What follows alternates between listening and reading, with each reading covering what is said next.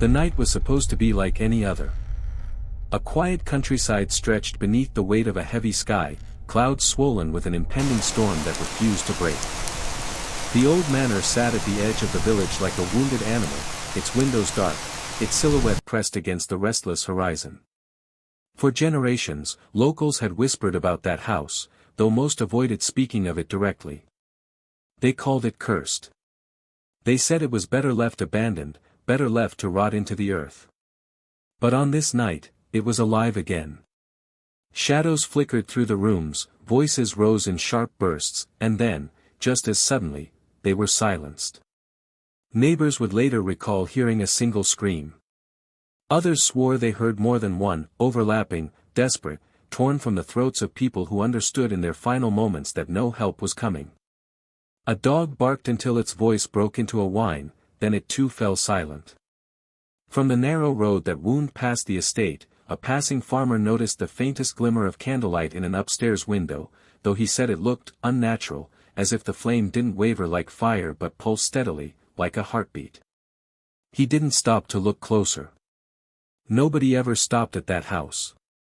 By morning, the silence was unbearable. No one emerged. No smoke rose from the chimney. The gates remained shut, though one was hanging loosely from its hinges, as if forced open during the night.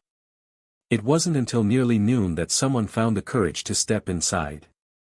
What they saw was never forgotten.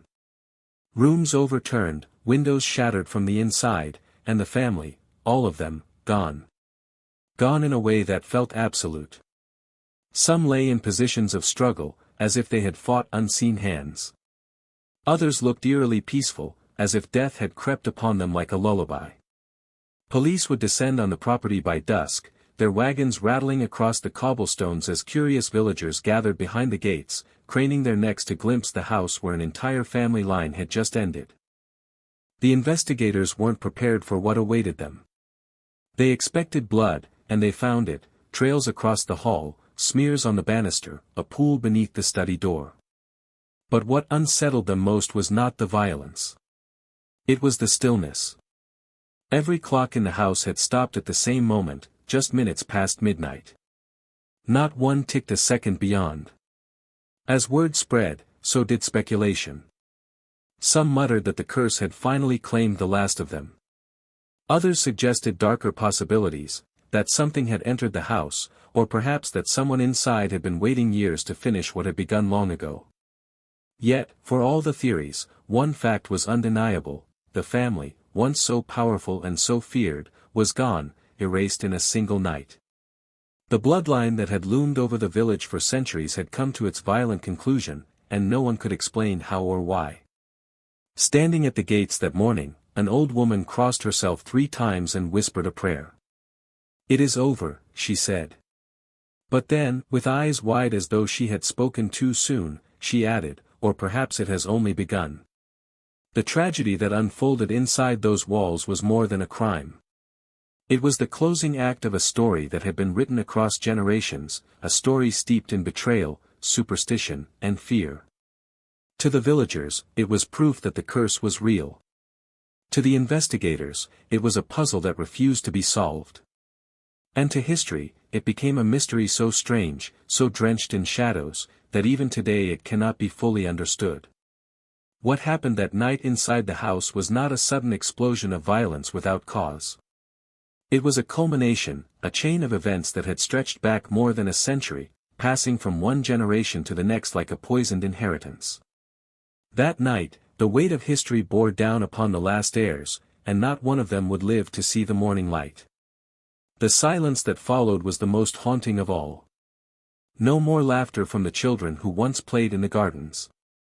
No more music drifting from the drawing room where celebrations had long ago echoed. The house now stood in eerie quiet, its windows staring blankly across the fields, as if it too had witnessed the horror and chosen to close its eyes. The villagers never forgot the way the air felt that morning, a suffocating heaviness that clung to the skin, as though the house itself exhaled sorrow. Some refused to ever walk past it again. Others would tell stories to their children, warning them never to go near. The land was tainted, they said. The blood had seeped too deep. And yet, in the stillness of those first hours after the tragedy, one question whispered louder than all the rest: what chain of events could possibly lead an entire family line to vanish in a single night? Long before that final night of horror, the family's story had already been poisoned. Their wealth, their power, even their very name, none of it was ever spoken without a shadow trailing behind. In the village taverns, in hushed gatherings of elders, whispers clung to their reputation like ivy on stone. To speak too loudly about them was considered bad luck. To curse them openly was worse: you might not live long enough to regret it. The origins of the so-called curse trace back more than a century, when the first patriarch of the line rose from obscurity to sudden prominence. He was not born noble, not born wealthy, and yet within the span of a few years, he owned more land than anyone for miles. Some said he won it through cunning trades.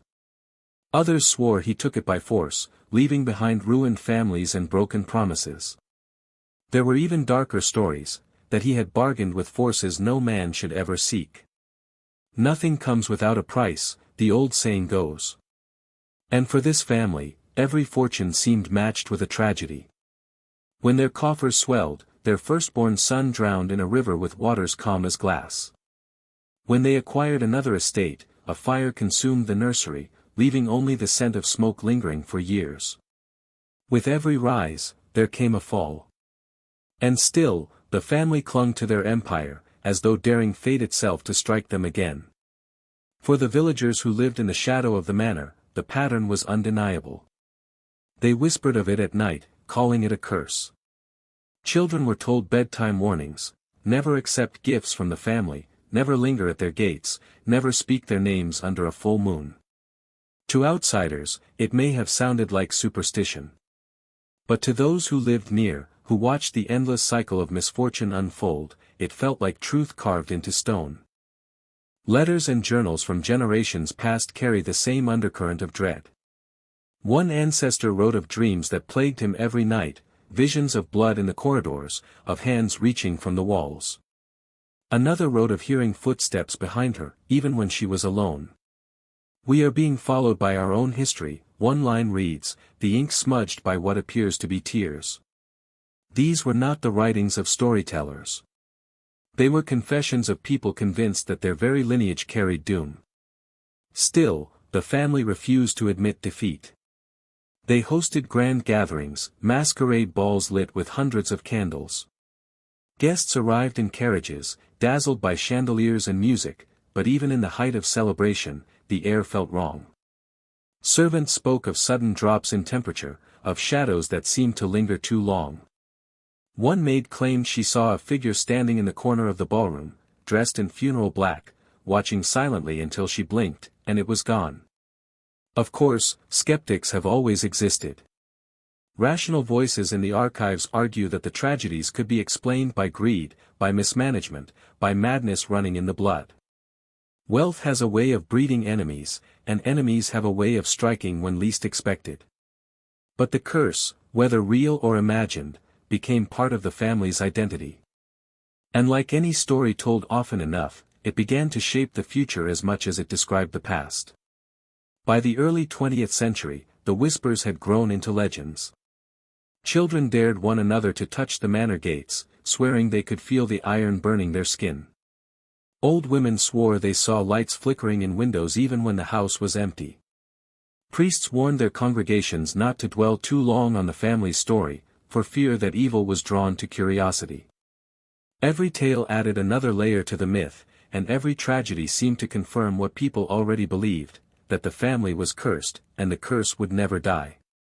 Yet perhaps the cruelest detail was this: the family themselves knew of the curse. Letters recovered after their deaths reveal that even they spoke of it among themselves. One father wrote to his son, "Our blood is marked. We must live carefully." Another wrote to his wife, "Do not let the children hear of it, for they will inherit enough of its weight without the telling." They carried the fear quietly, like a sickness no doctor could cure. And still, they lived. They married, they bore children, they built new rooms onto the old house as if expansion could drown out the past. They entertained guests, invested in business, tried to weave themselves into society's fabric like any other wealthy family. But beneath the surface, the dread remained. Every candle lit at night felt like a ward against something unseen. Every wedding vow was spoken with an unspoken prayer that the new couple would survive longer than those before. For all their wealth and power, they could never escape the whispers. The villagers knew it, and deep down, so did the family. Their legacy was no longer just about land and money. It was about a shadow that seemed to stretch longer with each passing generation, reaching toward an inevitable end. And yet, as dark as their history already was, no one could have predicted how completely it would all collapse. The whispers of a damned legacy were only the beginning. The true nightmare, the event that would silence the line forever, was still waiting in the wings. Every curse has a beginning, and for this family, it began with blood. Long before the mansion stood in its current form, before the wealth and grandeur, there was a betrayal so deep, so irreversible, that it carved itself into history like a wound that would never heal. The year was the late 1800s, a time when fortunes were fragile and alliances fragile still. The patriarch of the line, Ambrose, as records name him, was not yet the powerful figure he would later become. He was ambitious, shrewd, and above all, ruthless.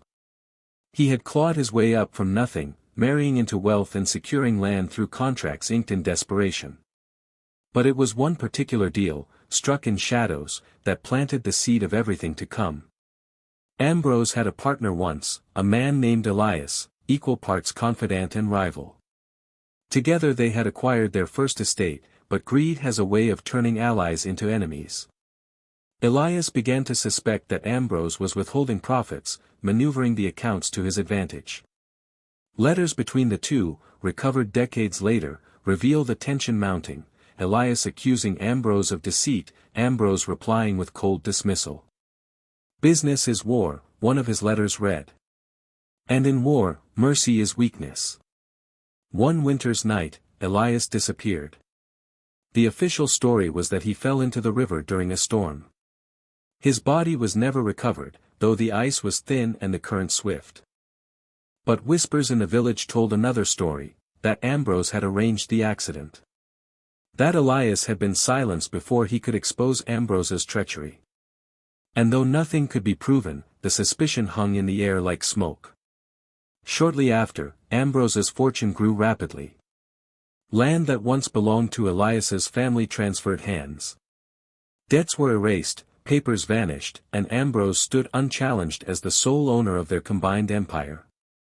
His wealth was undeniable. But so was the unease. Servants claimed they heard footsteps pacing the halls at night when Ambrose was alone. Some swore they saw him arguing in an empty room, his voice low and furious, as if speaking to someone unseen. Then came the first tragedy within the family itself. Ambrose's young son, barely 12, was found lifeless in his bed one spring morning. The doctor could find no explanation, no sickness, no wound. The boy simply never woke up.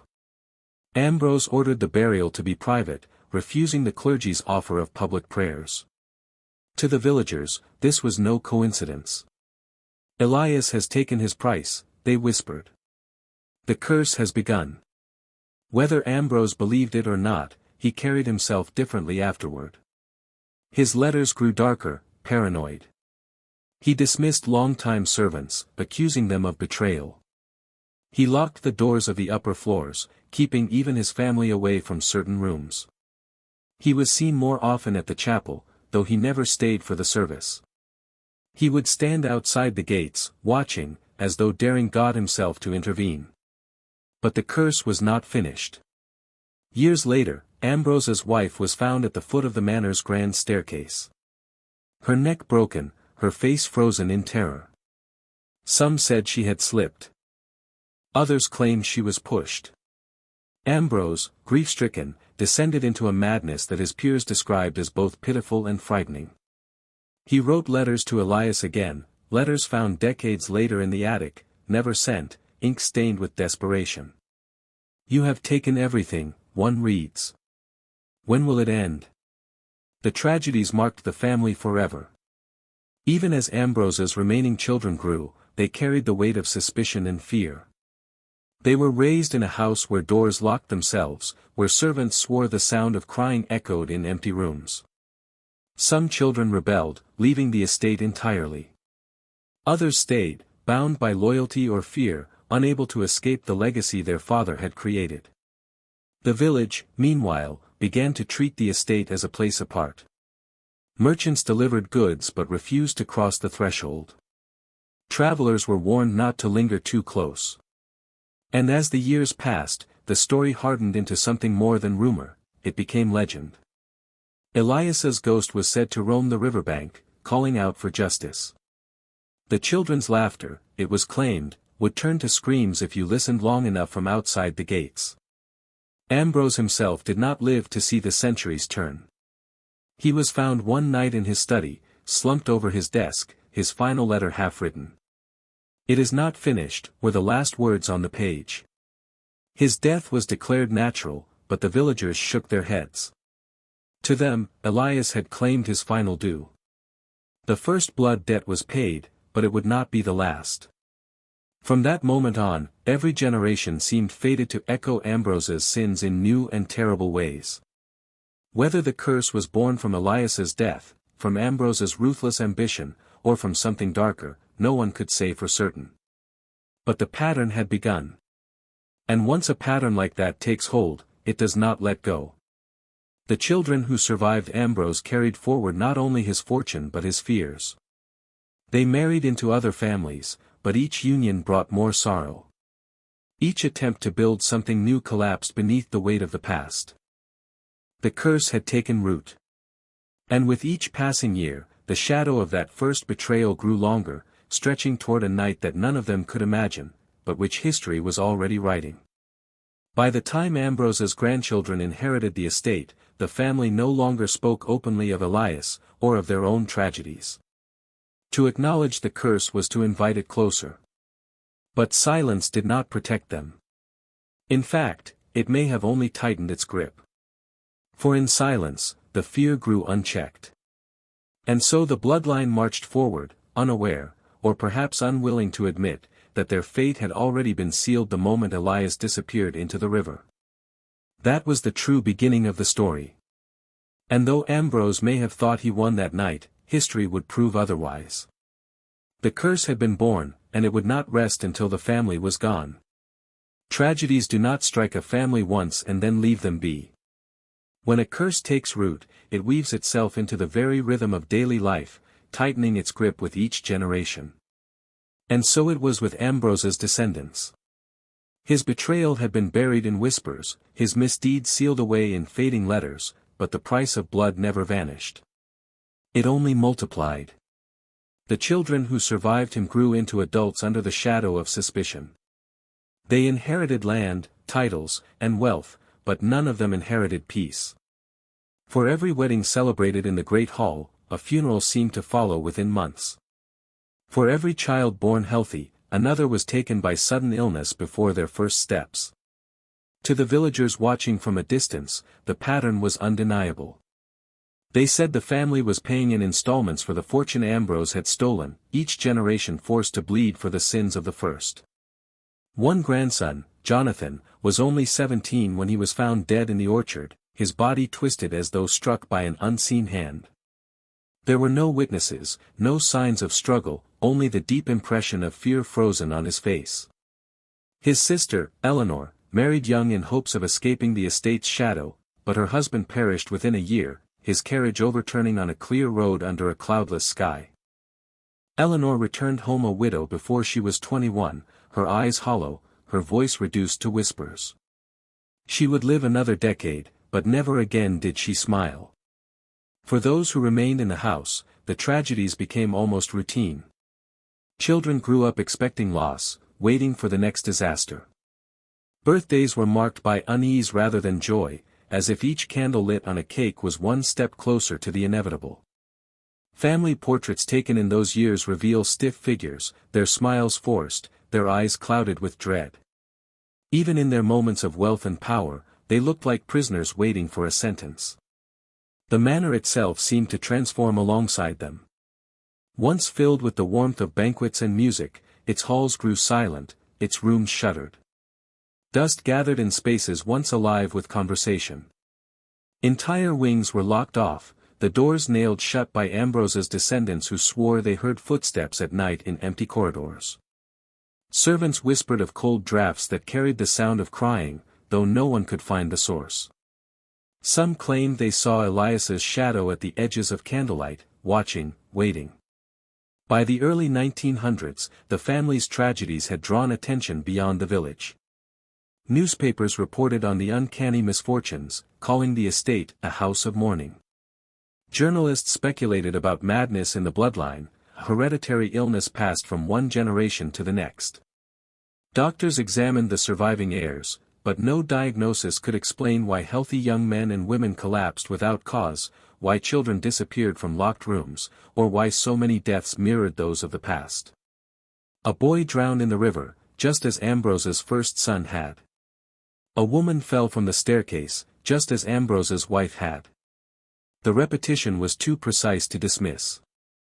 And yet, the family continued to grow, if only barely. They clung to their name with the stubbornness of people who believed that survival was its own kind of defiance.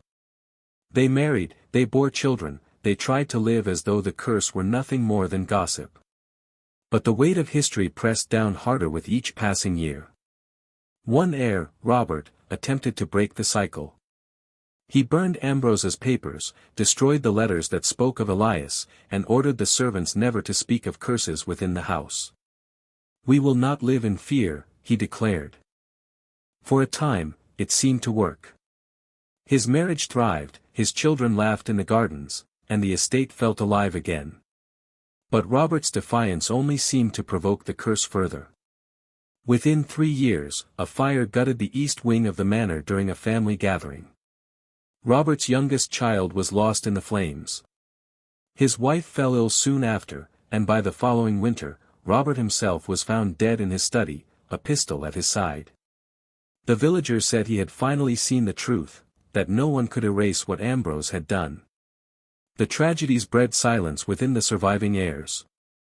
They stopped speaking of the curse altogether, as though words themselves gave it power. But silence has its own dangers. The children grew up sensing the fear without understanding it, left to imagine horrors greater than the truth. Some withdrew into themselves, pale and anxious. Others lashed out, violent and unpredictable. Madness became a familiar presence in the family, and yet no one dared to name it. By mid-century, the estate had become more mausoleum than home. Visitors described the house as suffocating, its air heavy, its walls lined with portraits of ancestors whose eyes seemed to follow you. Relatives who stayed for the summer often left before the week was out, shaken by dreams they could not explain. Even the gardens grew wild, as though the land itself had turned against its caretakers. Still, the bloodline endured. One marriage, one child, one fragile thread at a time, they carried the name forward. But it was not life they were carrying. It was weight, a burden older than they were, heavier than they could bear. Each generation was another verse in a song that had begun with Elias's disappearance, and each verse carried the same refrain: death, grief, silence. The villagers no longer asked whether the family was cursed. They knew it. The only question left was when the curse would finally consume them entirely. And the answer to that question was closer than anyone could imagine. The darkest chapter had not yet been written. The curse, like a predator, had been patient. And when it finally chose to strike with its full fury, it would not take 1 or 2 lives. It would take them all. For a brief moment in history, it seemed as though the family had broken free. A new generation rose with fresh determination, and unlike those before them, they refused to be bound by whispers. They abandoned the darkened manor for a time, moving into a city townhouse far from the river, far from the villagers who eyed them with suspicion. They sent their children to schools abroad, changed their routines, even altered the spelling of their surname in hopes of severing the past. To outsiders, it looked as though they had succeeded. Photographs from those years show them smiling at seaside resorts, mingling at galas, attending weddings where champagne flowed and laughter filled the air. The curse, it seemed, had been left behind in the dust of the countryside. For nearly 2 decades, not a single major tragedy struck. No fires, no sudden deaths, no inexplicable disappearances. But even in those brighter days, shadows lingered at the edges. A daughter developed night terrors so severe she had to be sedated to sleep. A son suffered strange fits of rage he could never explain, smashing mirrors as if afraid of what he saw reflected. And though they rarely spoke of it, the older generation confessed in private that they still felt it, the weight pressing down, the sensation of being watched, the faint echo of footsteps behind them on empty streets. The illusion of escape began to fracture in the most subtle of ways. A carriage accident in Paris left one cousin dead and another permanently scarred, though the road had been clear and the driver sober. A daughter, newly engaged, drowned while on holiday, her body found floating beneath a pier where the tide was calm. A family dog was discovered hanging by its own leash, though no one had tied it there. At first, these incidents were dismissed as coincidence, tragedies that could befall any family. But the pattern was unmistakable to those who knew the history. When one of the heirs, Catherine, returned to the countryside estate to oversee repairs, she wrote in her diary that the house felt alive. "The heir here listens," she wrote. "It waits for us." Her letters grew more frantic with each visit. She claimed she heard voices in the empty halls, whispers calling her name. She reported seeing Elias's initials carved into the wood of the study desk, though others swore the carving had never been there before. Her family urged her to leave, but Catherine insisted she felt tethered to the place, as though abandoning it fully would only make things worse. Within months, she was dead, her body found in the same orchard where Jonathan had fallen years before. The family tried to hide these incidents from the public, desperate to maintain their image of prosperity. They threw more parties, posed for more photographs, doubled their charitable donations. But beneath the surface, the fear grew. Servants noticed it first, the way the family startled at small noises, how they locked their bedroom doors at night even in the city. Guests began to whisper again, sensing something wrong in the way their hosts carried themselves, smiles too forced, laughter too brittle, eyes too tired. And then, the past began to repeat itself in ways too precise to ignore. A mother fell down the grand staircase of the townhouse, her death mirroring that of Ambrose's wife. A child was found lifeless in his bed, just as Ambrose's son had been. An eldest son drowned in the same river that had swallowed Elias. Each tragedy was another link in a chain, pulling the family back to where it all began. The more they ran, the more it seemed to follow. They sold properties, fled across borders, even changed churches in hopes of finding protection. One branch of the family emigrated overseas, convinced that distance would sever the curse's hold. For a while, it worked. They lived quietly, raised children, and avoided headlines. But misfortune found them too, one son killed in a factory collapse, another struck by lightning on a clear day. No matter where they went, the pattern remained. By the mid-20th century, the illusion of escape was shattered completely. The heirs who had once believed they could outrun their legacy were left hollowed by grief. They spoke little of the curse, but it was written in their faces. Photographs from that era show them aged beyond their years, eyes sunken, shoulders bent as if bearing an invisible weight. Their gatherings became smaller, quieter. The laughter that once seemed to prove their freedom had long since vanished.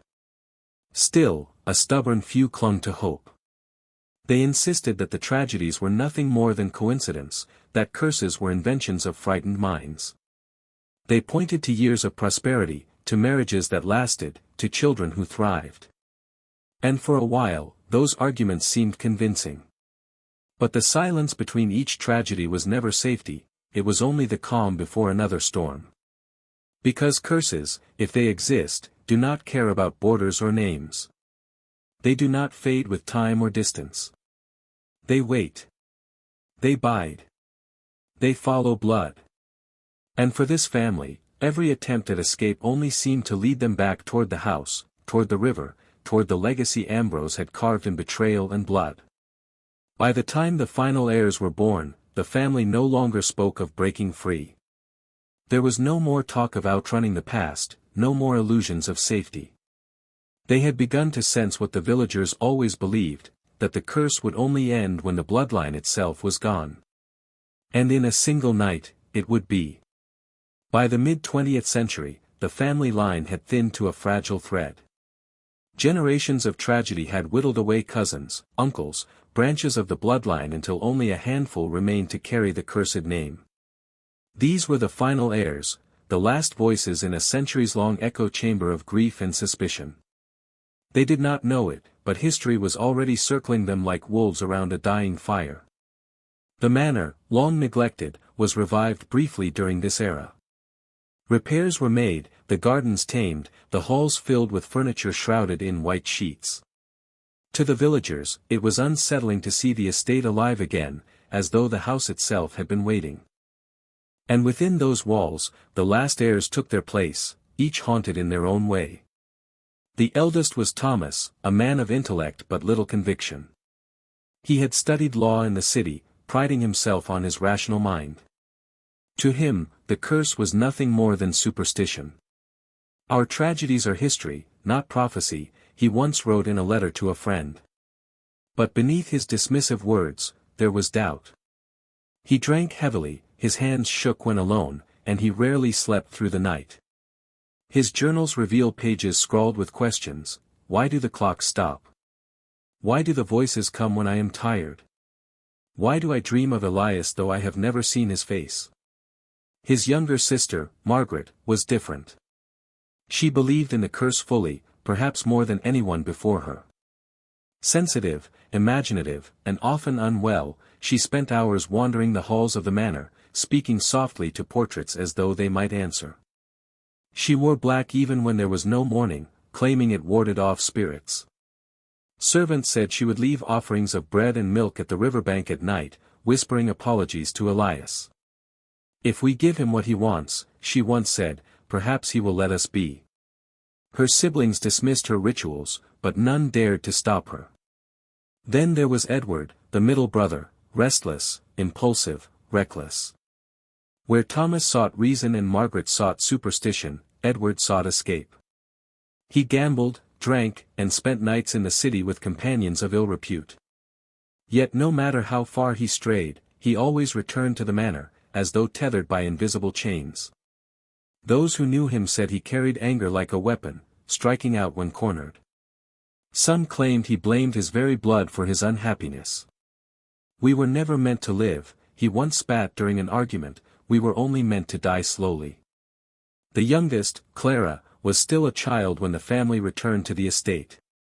She was bright, curious, with a laugh that echoed through the empty halls like a fragile piece of sunlight breaking into shadow. For a time, she was the hope of the family, proof that innocence could survive the weight of history. But even Clara was not untouched. She spoke often of an imaginary friend who visited her at night, the man by the river, she called him. At first, her siblings dismissed it as childish fancy. But when she began describing details of Elias's death, details no one had told her, the family grew uneasy. Together, these heirs carried the full spectrum of the curse: denial, belief, rebellion, and innocence. They embodied the conflict of generations, each one wrestling with the weight of a legacy that refused to let them live freely. But it was not only the curse that troubled them. The heirs clashed among themselves, their relationship strained by secrets and resentment. Thomas accused Edward of shaming the family with his recklessness. Edward mocked Thomas's cowardice, calling him a ghost before his own death. Margaret grew increasingly withdrawn, convinced that neither of her brothers understood the danger they faced. And Clara, caught between them all, became a vessel for their hopes and fears, too young to shoulder the burden placed upon her. Letters from neighbors reveal that the family was rarely seen together in public. When they attended church, they sat apart, eyes downcast. At gatherings, they often argued in whispers that turned into sharp exchanges. Servants recalled nights filled with shouting behind closed doors, Thomas's booming voice, Edward's curses, Margaret's sobs. The house, once again, absorbed it all, its walls echoing with the same cycle of conflict and despair that had defined the family for generations. Yet there were moments, fleeting but powerful, when unity flickered. On quiet evenings, they would gather by the fire, Clara curled beside Margaret, Thomas reading aloud from old books, Edward staring silently into the flames. In those moments, it seemed almost possible that they could survive, that love and loyalty might outweigh the curse. But the calm never lasted. The shadows always returned. The villagers, watching from a distance, knew it could not last. They whispered that the heirs were living on borrowed time, that the curse had been patient for too long. Some even claimed to see Elias's figure on the manor grounds at dusk, standing at the edge of the orchard where so many deaths had occurred. Others swore that when the heirs passed through the village, the air grew colder, as if the curse traveled with them. Tension built within the family as the years passed. Thomas began to lose faith in his rational explanations.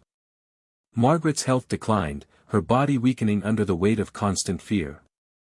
Edward grew more reckless, his debts mounting, his temper uncontrollable. Clara, once the bright spark of the family, grew quiet, her laughter fading into long silences as she listened to whispers only she seemed to hear. It was as though the house itself sensed the end approaching. Clocks stopped more frequently, doors slammed without cause, shadows stretched unnaturally across the walls. Servants began to leave, one by one, unwilling to endure the atmosphere.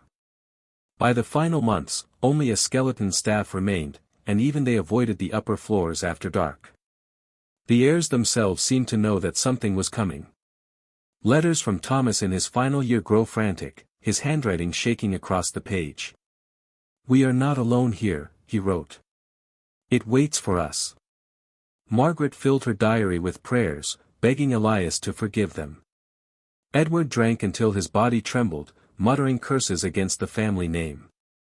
And Clara grew eerily calm, as though she understood in a way the others did not. When asked about her silence, she only said, "He's coming soon." For all of us. No one could have known how literal her words would be.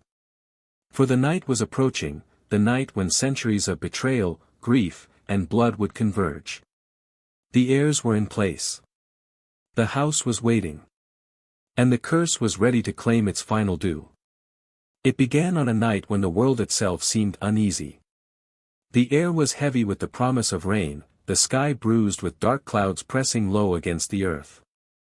The villagers remembered it clearly. They said the dogs howled hours before the storm broke, that the wind carried the sound of wailing long before anyone in the manor screamed. It was as though the curse had chosen its hour, and the land shivered in anticipation.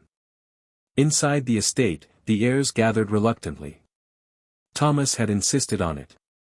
The family had grown fractured, each retreating into their own silence, but he demanded they sit together that evening, as if unity might offer protection. They dined in the great hall, the long table set with silver polished so brightly it reflected the flicker of candlelight. Yet the meal was hardly touched. The food cooled untouched on their plates as conversation faltered, broken only by the sound of rain beginning to lash against the windows. Margaret sat stiffly, her hands folded tight in her lap, lips moving in silent prayer. Every gust of wind made her flinch, every creak of the rafters made her eyes dart toward the shadows. Edward drank steadily, glass after glass of wine, his jaw clenched, his eyes red-rimmed with exhaustion. Clara, pale and quiet, traced patterns on the tablecloth with her fingertip, humming softly to herself a tune no one else recognized. Thomas tried to keep order, speaking of repairs, of finances, of future plans, but even he faltered when the candles flickered all at once, as though a breath had passed through the room. The servants, already unnerved, excused themselves early, retreating to the lower quarters. They would later claim that as they descended the staircase, they felt the temperature drop so sharply that their breath fogged in the air. One swore she heard footsteps following them, though no one was there. By midnight, only the heirs remained above, alone in the house. The storm grew violent. Rain hammered the windows, thunder rolled across the hills, and lightning flashed so brightly it illuminated the portraits along the walls, their painted eyes gleaming for an instant before plunging back into shadow. In one strike, Margaret swore she saw Elias's face reflected in the glass, stern, hollow-eyed, watching. She screamed, clutching Clara, but when the others turned, there was nothing there. Tension erupted. Edward slammed his glass down, shattering it against the table. "Enough of this madness," he shouted. "We are haunted only because you choose to believe it. It's nothing but stories to frighten children." His voice cracked with anger, but also with fear.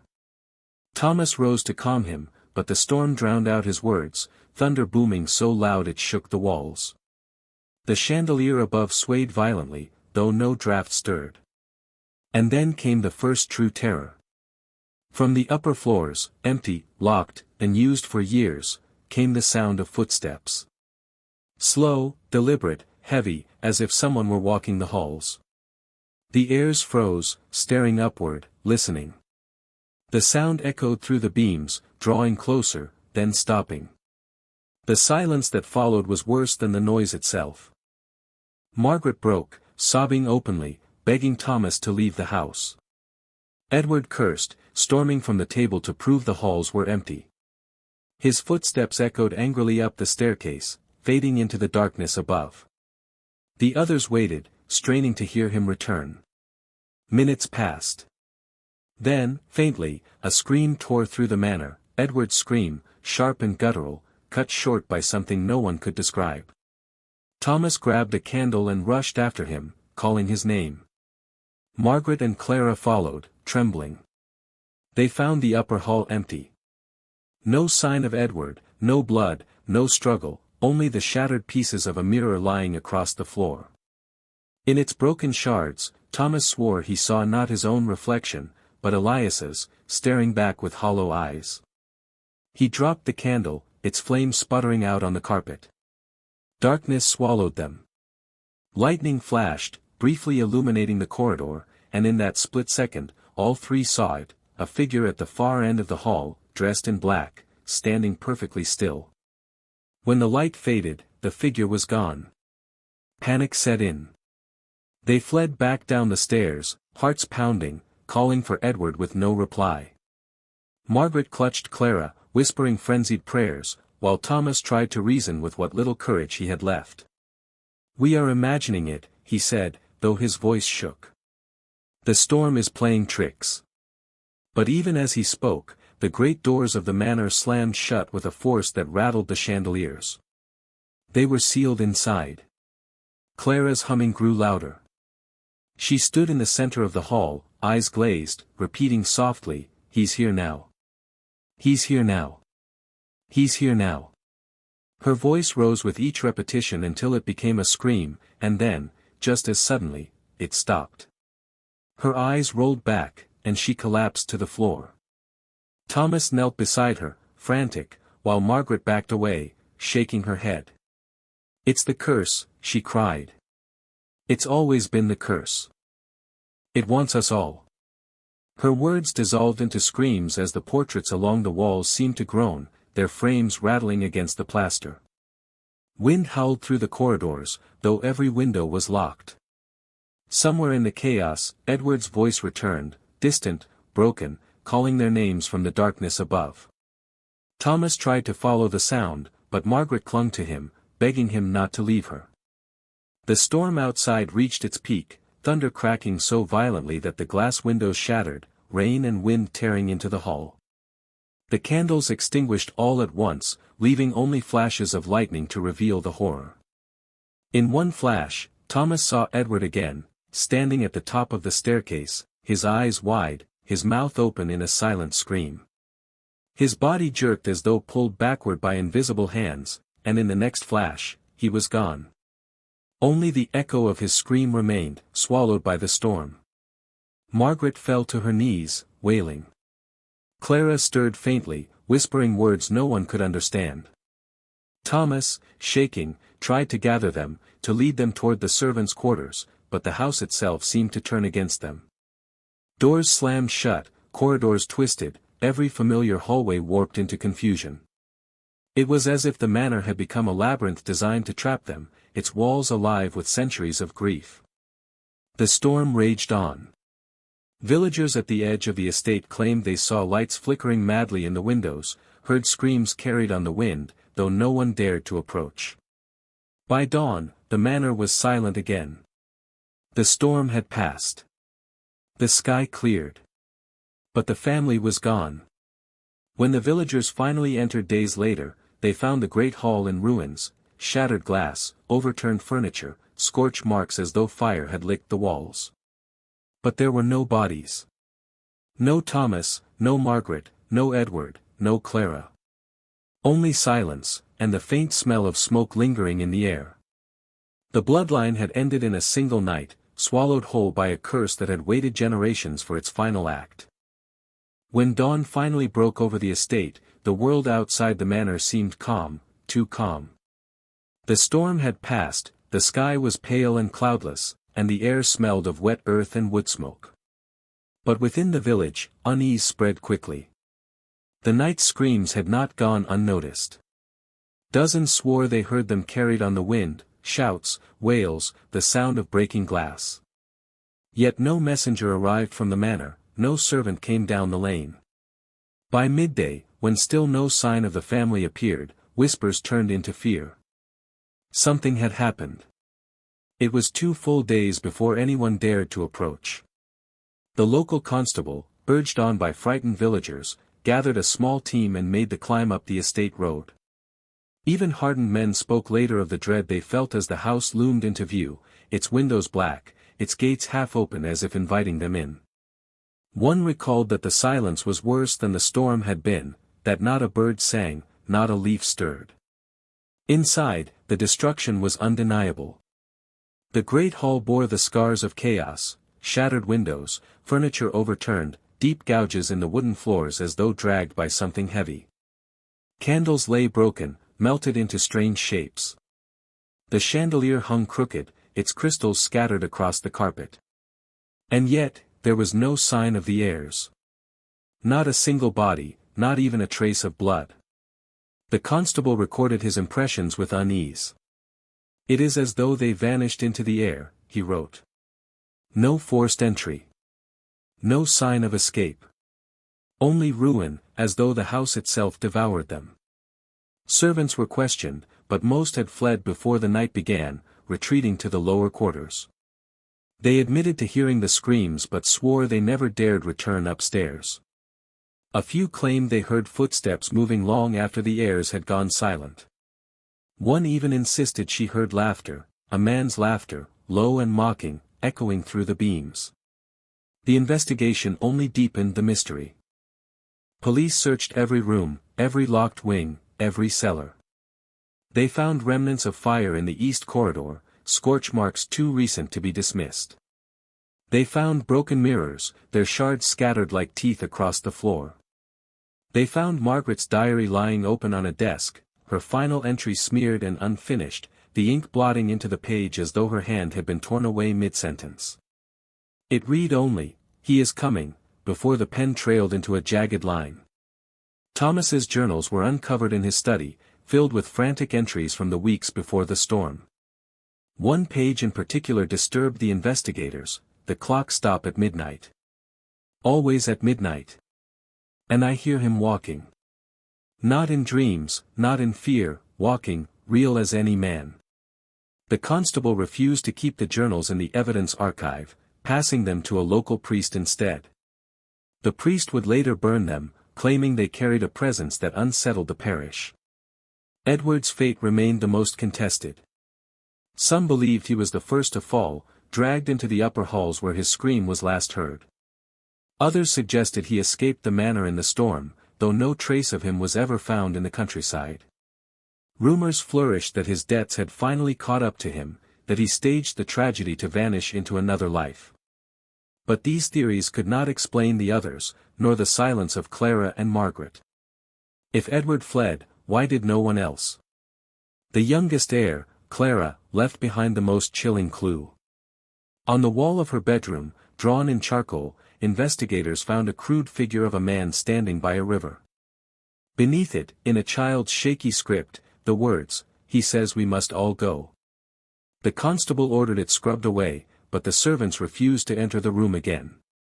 Some claimed the drawing returned the next morning, faint but visible, even after the wall had been washed. Conflicting testimonies poured in. Villagers near the estate claimed they saw lights flickering in the windows for hours after the storm had passed, though investigators swore the candles were long extinguished. Others swore they heard voices in the orchard days later, Margaret's voice, calling faintly for help. Search parties scoured the grounds, digging by the riverbank, combing the woods, but nothing was ever found. Without bodies, the officials declared the heirs legally missing, presumed dead. Newspapers seized on the story, publishing sensational headlines about the vanishing bloodline. Journalists arrived from the city, eager to piece together the mystery, but none could agree on what happened. Some argued the heirs had conspired to vanish, escaping debts and disgrace. Others insisted madness had overtaken them, that they turned on one another in violence and were buried in secret. The villagers, however, offered no such explanations. To them, the answer was clear: the curse had finally claimed what it was owed. The investigation dragged on for months, but every lead withered into nothing. Witnesses contradicted one another. Evidence vanished or crumbled. Officials left the estate frustrated, branding it unsolvable. The manor was locked, its windows boarded, its doors chained. Yet still, villagers swore they saw movement inside at night, a shadow crossing the hall, a light flickering where no lamp should burn. In the end, the official records left the case unresolved, a cold file filled with contradictions.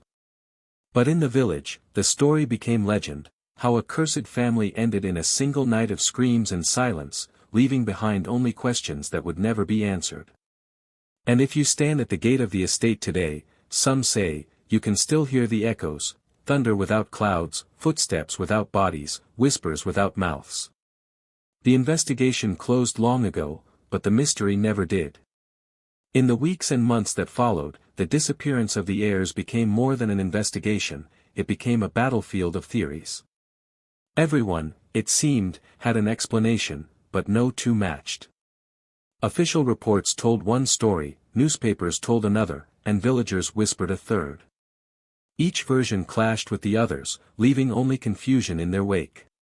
The first and most widely circulated theory was simple: madness. Generations of trauma had finally collapsed in on itself. According to this view, the heirs, isolated, fractured, haunted by loss, turned violently against one another. The shattered furniture, the scorch marks, the broken mirrors, all pointed to a night of hysteria.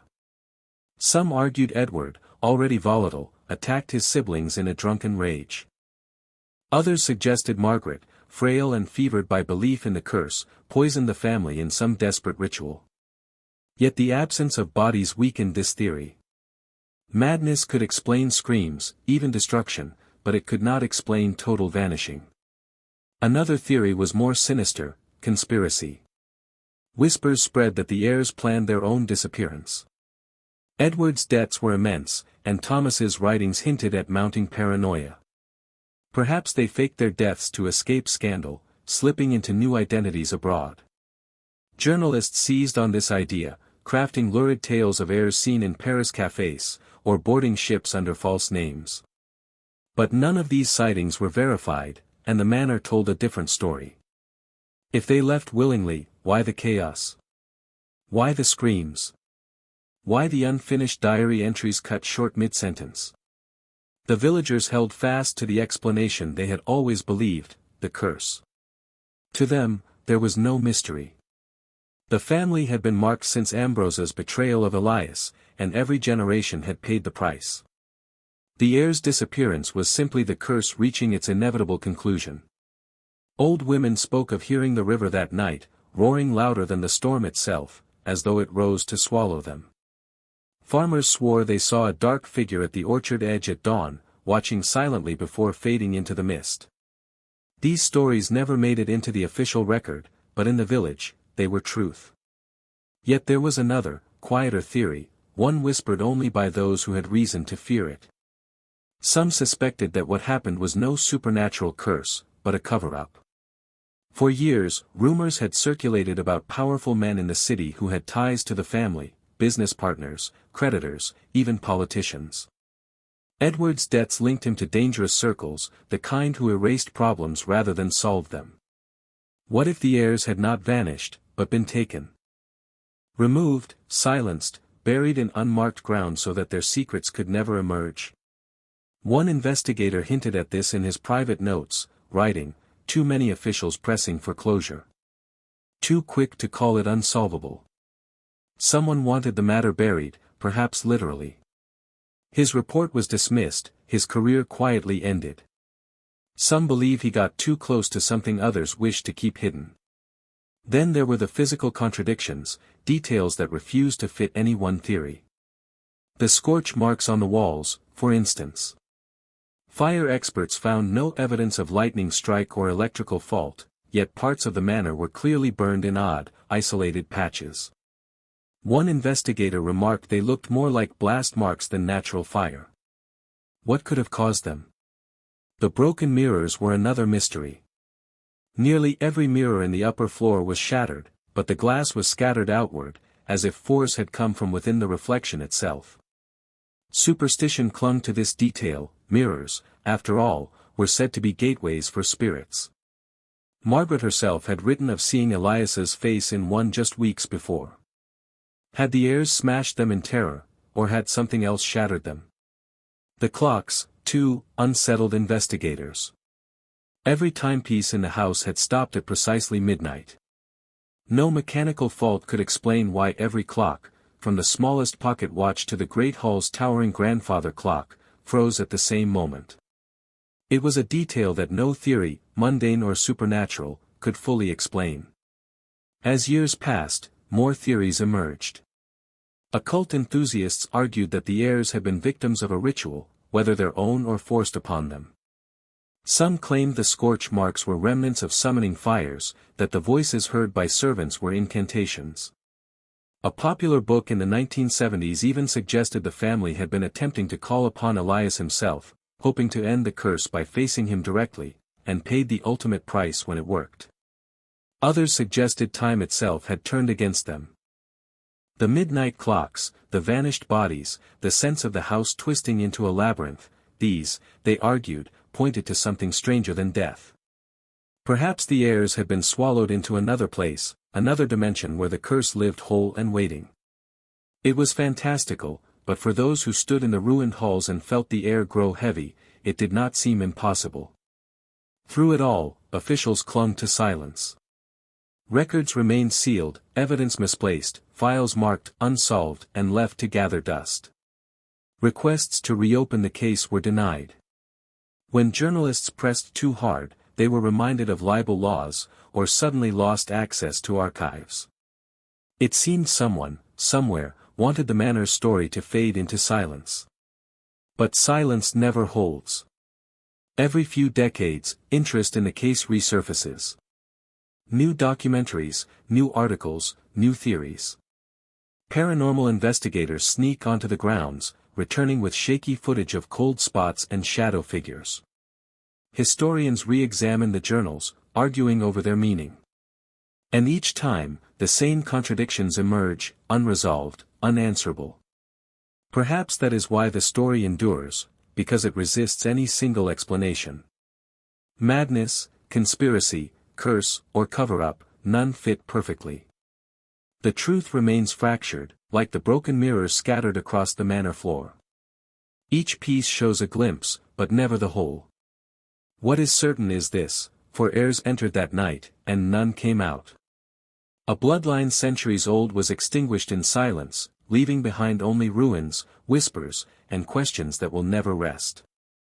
In the aftermath of the heirs' vanishing, those who tried to make sense of the tragedy found themselves inevitably circling back to the beginning.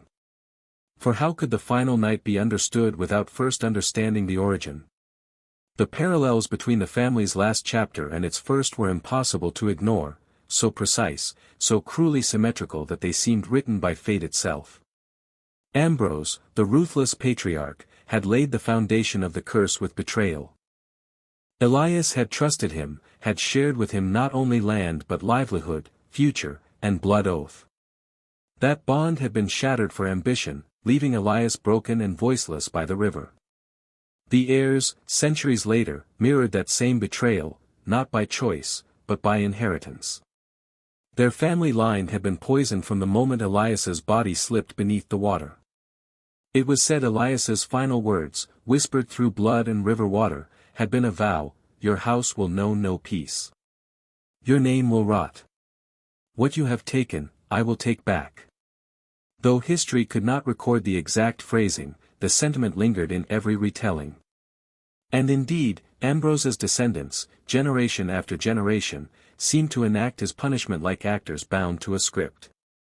The last heir's fate carried unmistakable echoes of that first night of violence. Just as Elias had been silenced mid-sentence, so too had Margaret's diary trailed into unfinished words. Just as Ambrose had betrayed a bond for his own gain, so too had Edward been consumed by debts and betrayal, living a life that fractured the family from within. Thomas, like Ambrose, had relied on logic and law to explain what he could not control, yet both men had watched as reason dissolved in the face of something older and more merciless than law. And Clara, innocent and undeserving, mirrored the wives and children of Elias who had been left behind to starve. The curse had a cruel symmetry: it claimed not only the guilty but all who bore the name. Even the house itself seemed to play its role as a mirror.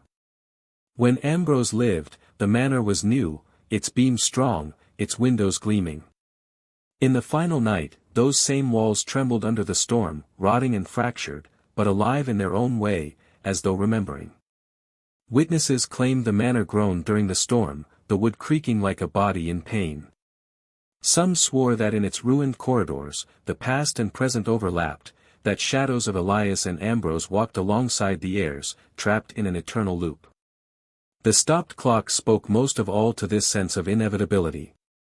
Midnight was not simply the hour of their vanishing, but the very moment when the past reasserted itself, when centuries folded together into one. Just as Elias's life had ended in darkness by the riverbank, so too did the heirs' story end in the darkness of their own home. The curse had no sense of time, only of justice, or vengeance. Some historians see the tragedy not as supernatural but as psychological inheritance. They argue that the family was crushed beneath the weight of its own legend. Each generation retold the story of Ambrose and Elias until it became truth. Children grew up believing they were doomed, and so they lived as if they were. The heirs, they suggest, were simply the final victims of expectation, a self-fulfilling prophecy centuries in the making. Yet even these rational voices admit that the symmetry is haunting. The villagers never doubted it was Elias who returned. For them, the final night was the closing of a circle, the betrayed finally reclaiming from the betrayer's bloodline. That Clara described her friend by the river, that Thomas wrote of footsteps in the hall, that Margaret left prayers to Elias by the orchard, none of these were dismissed in the village. They were seen as signs that the curse had grown patient but never forgotten. The land itself seemed to side with Elias, punishing the descendants of Ambrose until the line was no more. This pattern, betrayal, silence, vanishing, was repeated so perfectly that some wondered if the heirs had ever been free at all. Were they living lives of their own, or were they merely echoes, shadows reenacting an old story they could never escape? Every scream in the manor that night was, perhaps, a reflection of Elias's scream at the riverbank. Every shattered mirror, a reminder that what was broken could never be mended. In that sense, the tragedy was not just the end of a family, it was the fulfillment of a story. A prophecy written not in books but in blood and memory. To outsiders, it was mystery. To the villagers, it was closure. The curse had completed its course. And yet, closure does not mean peace. The land remains restless. Those who visit the ruins of the manor claim the air is heavy, the silence too loud. Some say they have seen Elias at the riverbank still, staring into the water as if waiting. Others swear they hear children crying in the orchard, or Margaret's prayers whispered in the night wind. Perhaps the curse did not die with the family, but seeped into the soil itself, into the very stones of the estate. What cannot be denied is that the final night of screams and silence bore the unmistakable fingerprints of the past. It was the same story, repeated, completed, but never resolved. The curse had not simply destroyed a family, it had proven a point, that betrayal echoes, that some wounds never close, that history itself can be a prison from which no one escapes. The heirs may have been the last to vanish, but they were not the last to be haunted. Today, the manor no longer stands as it once did. Its walls, once proud and white, are blackened with age, its windows boarded, its roof sagging beneath decades of neglect. The gates are rusted, the gardens wild, the orchard overgrown into a twisted forest of gnarled trees. Only the stone foundations remain steady, as though mocking time itself. Villagers avoid the estate. Children dare one another to run up to the gates at night, but few ever cross the threshold. Those who do often return pale, shaken, swearing they heard voices in the dark or saw shadows darting through broken windows. Even in daylight, the grounds feel wrong, too still, too heavy, as though the earth remembers the screams and has chosen to keep them. Folklore has grown around the ruins, stories retold around firesides and in taverns. Some say you can still hear Edward's scream if you stand in the upper hall at midnight, cut off as it was that night. Others say Margaret's prayers linger in the wind near the orchard, whispering words in a language no longer clear. Clara is often spoken of with pity, her lullabies are said to echo faintly in the nursery, soft as though she were still tracing her fingertip across the dust. And Thomas, the man who tried to hold the family together, is believed to still wander the corridors, candle in hand, calling names that will never answer. Paranormal investigators have, of course, tried to test these legends. In the late 20th century, one group entered with cameras and recording devices. Their footage was never aired in full. What leaked showed equipment malfunctioning, batteries drained within minutes, static overtaking microphones. In the background of one recording, a faint male voice can be heard repeating, "He is coming." The team refused to return, claiming the atmosphere of the house made them physically ill. One member left the field entirely afterward, insisting that whatever they encountered inside was not meant for the living. Another investigation years later ended abruptly when two members of the crew fled, claiming they saw a figure at the top of the staircase, tall, thin, and watching. When the footage was reviewed, nothing appeared, only the crew's panicked reactions and the violent shattering of a nearby window. Skeptics dismissed it as hysteria. Believers called it proof. Yet the mystery of the heirs themselves remains unsolved. Their bodies were never recovered. No graves were dug, no coffins buried. The family's line ended without markers, without closure. It was as though history itself refused to give them rest. Theories continue to swirl, adapting with every generation. Some insist the heirs remain trapped inside the house, echoes caught between worlds. Others argue they were dragged back to the river, the same river that claimed Elias centuries before. More imaginative accounts suggest they were pulled into another realm altogether, that their absence is not death but exile. No explanation satisfies everyone, which may be why the story endures, because mystery resists resolution. For the villagers, however, no such debate is needed. For them, the curse was fulfilled. The betrayal of Elias had demanded blood, and when the bloodline ended, so too did the balance. The heir's disappearance was not a mystery but a conclusion, a grim justice delivered by time, river, and memory. The estate, in their eyes, is nothing more than a monument to what was owed and finally paid. Still, others wonder if the curse has truly ended. The land has a way of holding grudges. Farmers near the estate complain their livestock refuse to graze too close to its borders. Travelers have reported losing hours while walking the lane, as though time itself folds unnaturally near the gates. On stormy nights, villagers swear the manor lights up again, windows glowing faintly, chandeliers flickering as though the heirs still wander inside. Some say that if you listen closely on such nights, you will hear the river roaring louder than the storm, a voice beneath the water whispering promises that history has yet to fulfill. The story of the cursed bloodline has become a cautionary tale, a reminder passed down in hushed tones, betrayal never dies. Every act leaves an echo. And some echoes are strong enough to shape centuries. Whether you believe in curses or not, the story of Ambrose and Elias, and of the heirs who vanished in a single night, proves one chilling truth: the past is never as far away as we wish it to be. For scholars, the tale is a historical puzzle, unsolved and perhaps unsolvable. For villagers, it is folklore woven into their identity. For thrill seekers, it is a destination of fear. And for those who stand in the ruins alone, it is something more: an atmosphere, a weight pressing on the chest, a certainty that you are not truly alone. The manor waits, even now. Its walls may crumble, its halls may echo only with wind, but something lingers. Perhaps it is memory. Perhaps it is guilt. Or perhaps it is Elias, keeping his vow, ensuring the betrayal is never forgotten. As the final heir vanished, the curse completed its circle.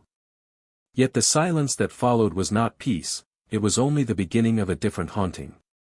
Not of a family, but of a place. Not of individuals, but of time itself.